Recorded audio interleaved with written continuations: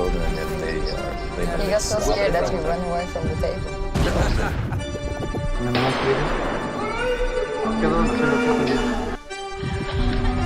Si yo no le digo la verdad, quién sabe qué le vaya a pasar a mi hermano. Bien, amigos de Cineasta Radio, es un privilegio tener este invitado aquí.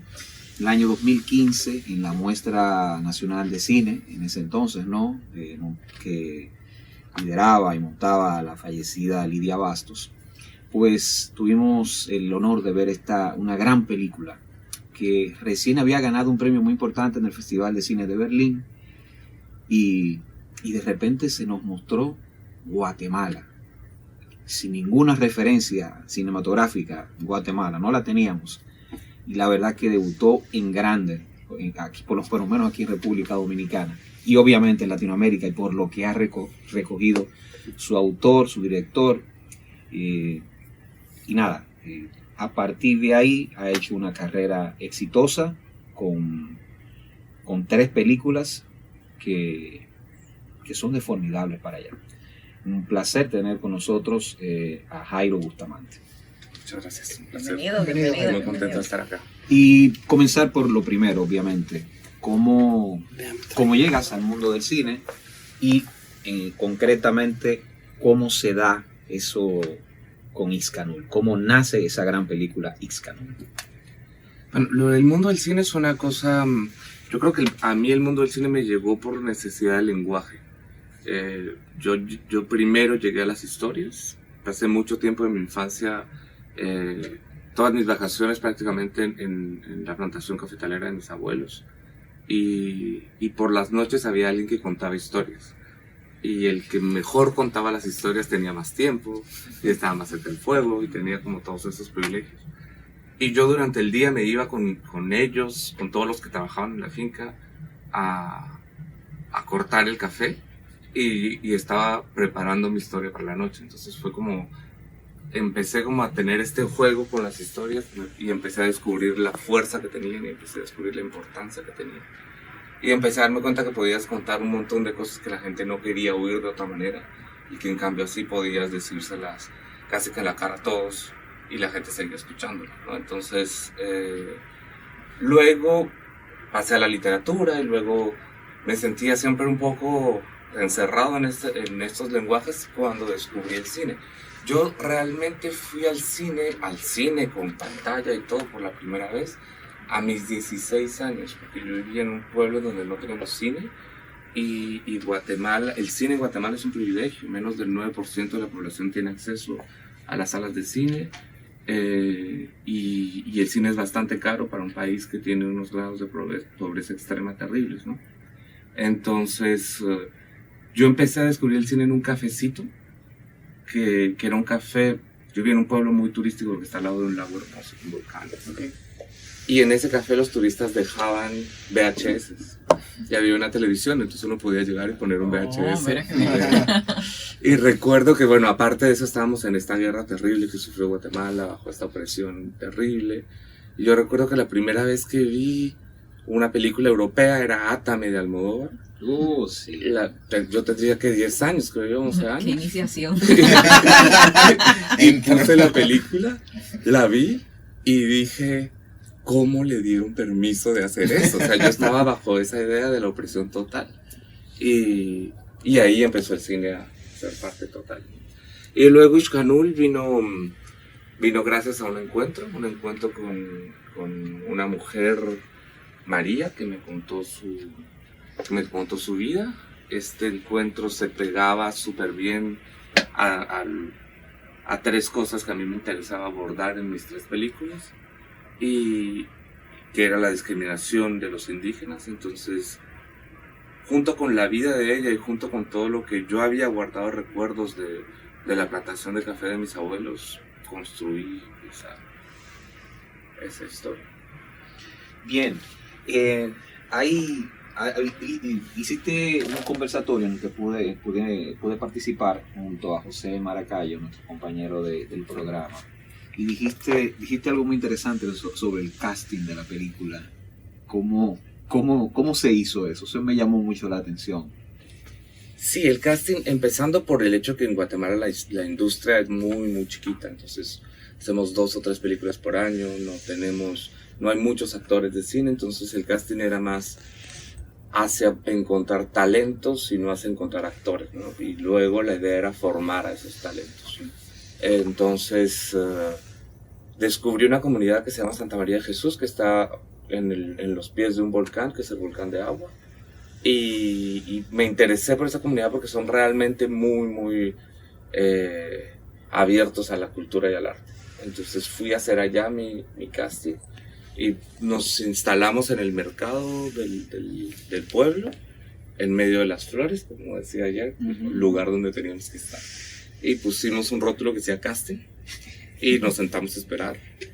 Y nadie vino, entonces al día siguiente cambiamos el rótulo y pusimos se ofrece trabajo, entonces ya todo el mundo vino y les explicamos para qué estábamos ofreciendo trabajo y ellos mismos nos ayudaron después a identificar a las personas que podían tener ese talento, ¿no? Como comunidad me decía, ay, ¿sabes quién es buenísimo para actuar? No sé quién, y fue así que fuimos llegando a todos los actores. ¿Cómo has percibido tu cine en Guatemala? Porque obviamente, ¿no? Un país que sufrió una dictadura tan brutal, me da mucha curiosidad saber cómo es percibido tu cine en una sociedad que uno la ve, aunque nunca he ido a Guatemala. Bueno, tengo un hermano que vivió allá y me decía ciertas cosas, que se percibe como que muy vertical entre sus, ¿no? Entre sus, digamos, grupos sociales. Sí, y extremadamente cerrada de mentalidad y orgullosa de ese no progreso, que eso es lo peor, ¿no? Entonces, pero como siempre hay un grupo disidente, hay un grupo progresista, hay un grupo que quiere ir para adelante, y ese grupo es un grupo que yo puedo sentir de parte de ellos el apoyo, y puedo sentir no solo hacia mí, sino hacia todas las artes y hacia la expresión, ¿no? Entonces, y sobre todo hacia los temas que abordamos nosotros. Luego hay un grupo que es este grupo que siguen utilizando el miedo al cambio como herramienta de política, ¿no? Que lastimosamente se está, ya para estos tiempos estamos casi que asimilando el miedo al cambio como una cosa de derecha extrema, ¿no? Es como raro que... Pero está pasando eso, entonces toda esta gente, que también es una gran mayoría, y también el hecho que seamos un país extremadamente religioso, no en su fe, sino en su ceguedad hacia el dogma, hace que mis películas no sean tan queridas, ¿no? O sea, hacen que yo sea un elemento que gusta menos.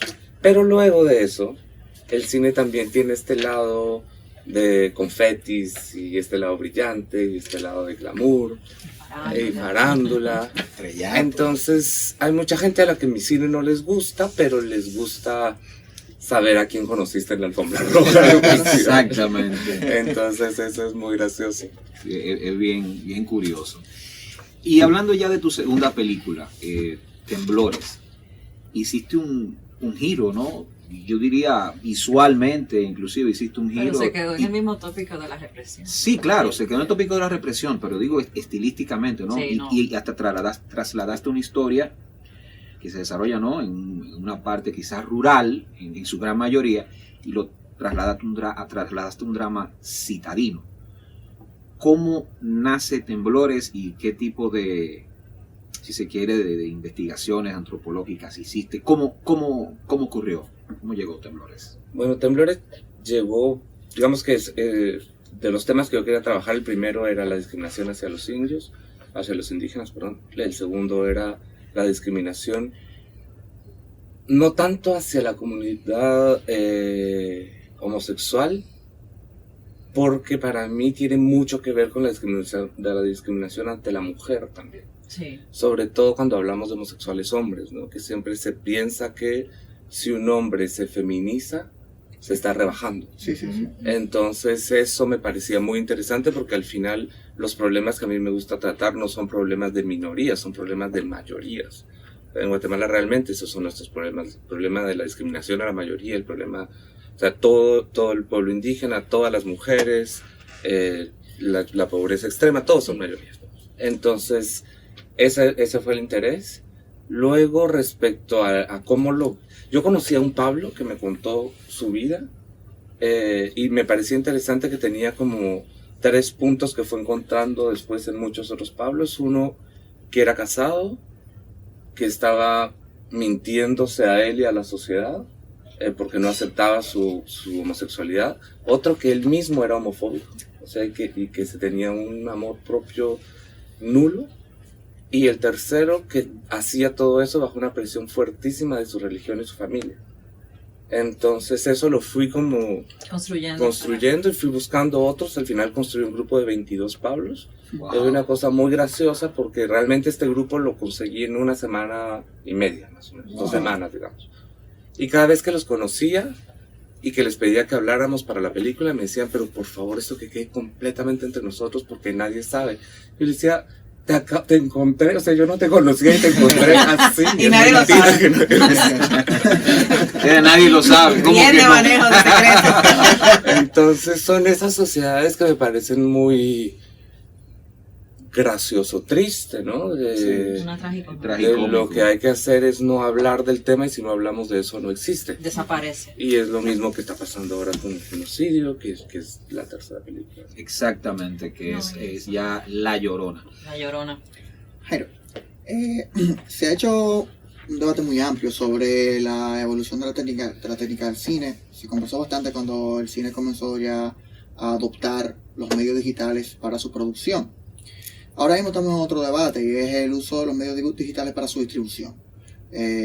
Mucha gente se ha tomado el cartel, ¿no? de que si una película no ha sido estrenada en un cine comercial, en la liturgia de asistir a una sala oscura y ver la película en una sala, que no debe ser considerado cine. Y el debate lo ha despertado el nacimiento de un sistema de distribución masivo que en todo el mundo está haciendo llegar el cine. ¿Cuál es tu posición en cuanto a este debate? ¿Cómo ves tú el cine? O sea, yo no creo en ningún momento que una película que va directamente de la producción a una plataforma, si es una buena película, no sea cine. O sea, sí me parece una pena que todos los esfuerzos que se hacen técnicos y artísticos para que la película sea apreciada en una sala de cine grande no se aprovechen y que al final uno termine viéndolo en el teléfono, en una tablet o en una televisión. Eso me parece triste. Luego a mí lo que me preocupa muchísimo con estas plataformas no es tanto la plataforma en sí como medio de distribución, porque eso me parece bien que al final las películas puedan llegar ahí y puedan tener un alcance más grande. Lo que me parece es una doctrina de consentir al público como un niño caprichoso. Entonces, el público quiere más y más y más y más y más, solo quiere cantidad. Y en esa cantidad perdemos el arte, en esa cantidad perdemos la sensibilidad, en esa cantidad perdemos sensibilidad, que eso es lo peor. Yo el otro día fui jurado en un festival de cine y vi una película muy mala, pero me la vi desde el inicio hasta el final y hasta me entretuve.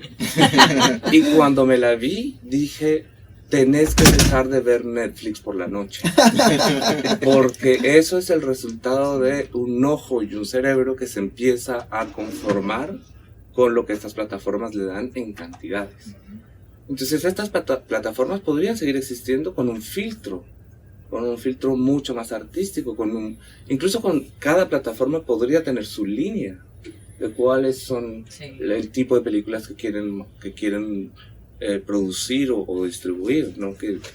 Sí, eso es lo que me parece. Luego, la cuestión de qué es cine o no cine es muy compleja, pero yo creo que todos tengamos o no tengamos una educación hacia el arte, podemos distinguir si cerramos un poco los ojos de lo comercial, que es una buena película o no, y una película comercial claro. También puede ser buena. Por supuesto que sí. Una pregunta, Jairo.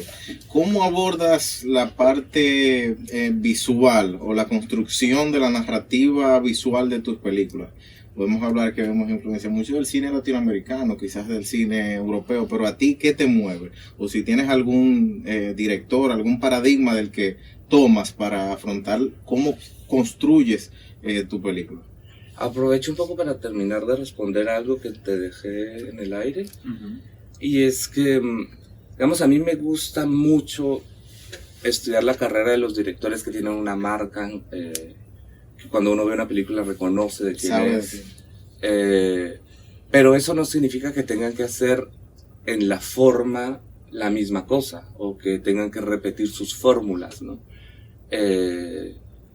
Entonces, yo parto de la base es el tema el que me da la forma de la película. Entonces Ishkanul era una película con un ritmo de una vida de montaña, Ishkanul era una película arenosa, Ishkanul era una película de cenizas, era una película de mujeres, era una película de espacios abiertos y luego de espacios muy muy cerrados.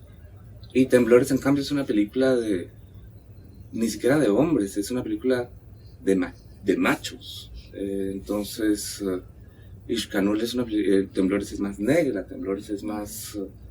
y me fui más por ese lado, y con La Llorona nos permitimos la lírica de la leyenda, ¿no? Y los toques del horror. Entonces, creo que cada una de las formas se construyen alrededor de la historia. Exacto. Children, if they You got so scared that you ran away from the table.